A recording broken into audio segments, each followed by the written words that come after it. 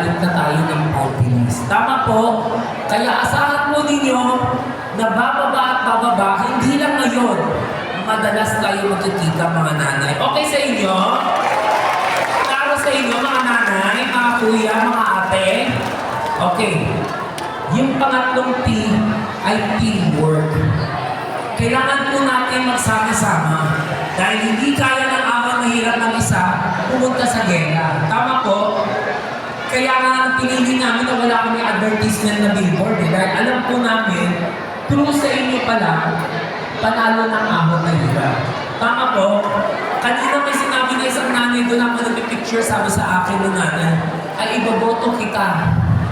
Sabi ko, nanay, huwag ako. Walang Wilbert Tolentino doon. Ahon na hirap po. Ahon na hirap ang kailangan natin, yung number 49. Dahil kahit ano hanapin niyo sa balota, wala po pangalan ko.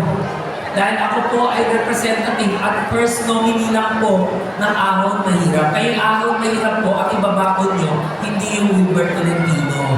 Pero si Wilbert Tolentino ay nandito lamang po para mag-talk, para magsalita, at para maipaliwanag sa inyo kung ano yung mga programa na meron sa ahon na hirap. Okay sa inyo mga nanay? Tapos kanina nagpapipicture ako doon, sabi ng isang nanay doon, na wala akong form, paano ako, wala akong staff. Mamaya po nanay, later po pwede niyong lapitan ng aming chapter president po dito sa Pampanga, si Adney, Sir Adney. Ayan.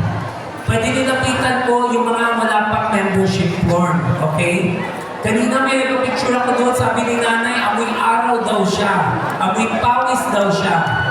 Huwag kayong mag-alala mga mami, ang pawis niyo po at ang pawis ko ay iisa lang po.